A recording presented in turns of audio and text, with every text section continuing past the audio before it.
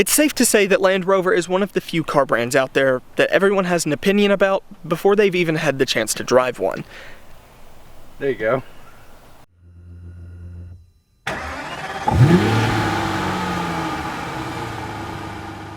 But there doesn't really seem to be an in-between. Most people don't say, Land Rover, yeah, I guess. Most people either hate the brand or love the brand. For this video though, we're taking out all of the preconceived notions about Land Rover. We're going to go over what it's like to actually live with the Range Rover L322, one of the most iconic models in the brand's history. The L322 was the bridge that Land Rover needed to bring the brand into a new light. It changed nearly everything about the brand, and it was one of the best moves the company ever made. But after 7 years and 124,000 miles, what is it like to actually live with an L322 Range Rover? The one behind me is a 2011 Range Rover HSE LUX, and the HSE LUX sat between the HSE and the Supercharged in the US market. So this one, having the luxury package, has a few extra options that the base model doesn't have. And I should probably add that a base model Range Rover L322 in the US was far from a shed with wheels. They were sold with the unbelievably smooth Jaguar 5-liter V8, and Supercharged and Autobiography models had some added power with the supercharger, as the name might imply. Obviously the 5-liter V8 from Jaguar wasn't perfect. Timing chain replacement is common, and you'll need to do spark plugs and fuel injectors as well. It's far from cheap to maintain, but it does have fewer common problems than the 4.4 V8 from BMW and early L322s. Fewer. Still some, but fewer. As for the exterior, the L322 received quite a few facelifts during its 10 years of production. The original L322 started with a face that looked very similar to a more modern P38A Range Rover, while the later generations look a little bit more comparable to the modern L405 Range Rover. Personally, I think the L322 is still one of the best looking Range Rovers today, and I love getting to wake up and walk in the garage and stare at it. It's, to me, the perfect SUV. And he does stare at it every single day.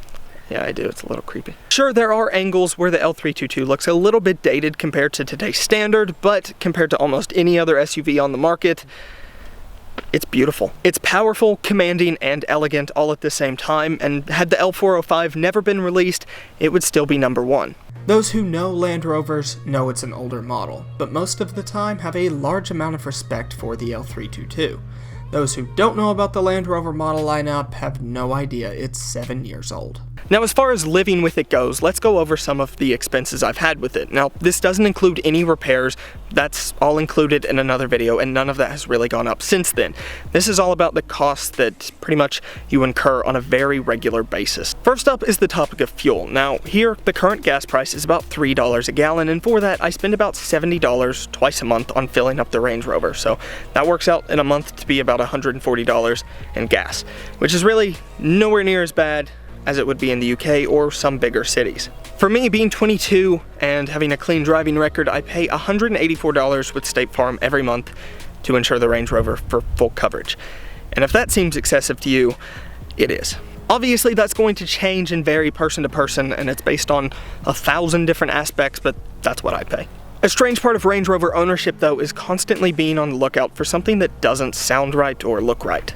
I take a lot of pride in my L322, so I try to make sure that everything is in working order all the time, no matter what. The amount of times I've checked for certain things is probably a bit ridiculous, but I would rather take care of it on the front end instead of waiting and making it worse. Now let's talk about something that really varies person to person, and that's attention. There's no denying that when you buy an SUV like this, you do want some type of attention. However, there are people who buy these ultimately for just attention, and if you're one of those people who's looking at it for that reason, let me give you some advice.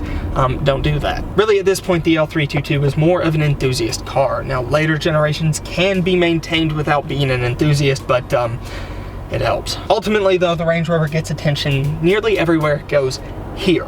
In larger cities, it gets some attention, but I'm assuming most of that is from other people who are enthusiasts. In bigger cities, this Range Rover and more modern Range Rovers are much more common, so they don't really grab too much attention, which is fair considering that they are everywhere. And I have to be honest, the Range Rover getting attention around here is kind of fun. I mean, it's not Ferrari or supercar attention, but it's enough glances and looks that it makes driving it kind of fun. I mean, like I said, it's no Ferrari or Aston Martin, but In a drive-through, which I tend to frequent, it gets a decent amount of attention, and it's out of gas now. And whether we want to talk about it or not, perception is important in a lot of aspects. The Range Rover gives you a sense of confidence that few other cars give you, and that's one of the most fun parts about living with it. Now let's talk about interior space. So it has some here and it has some here, but it really doesn't have too much back here at all. If you're taller like me, which I'm 6'4", I keep my seat all the way back, and that means there is little to no legroom in the back. Now, I'm not talking sports car bad, but for a full-size SUV, you would actually be surprised how little legroom there actually is back here. Cargo space, or boot space, is ample. I mean, it's pretty simple with the split tailgate system to load bikes, chairs, refrigerators, small cities, trees, into the back of the Range Rover. I've used the Range Rover to transfer offices a few times now, and it's pretty simple. A few loads of desks, chairs, and everything, and it's taken care of. And while I may only use the cargo space or the boot space occasionally, it's nice to know that it does really transform into, well, a truck. It also makes a fantastic bed, if you were wondering. You can easily set up space back here to sleep. In fact, I did just that in this video. Moving up front, let's talk about some of the driver luxuries. Now, while the L322, specifically this one, may be 7 years old, it still has a full TFT display that takes the place of a traditional gauge cluster.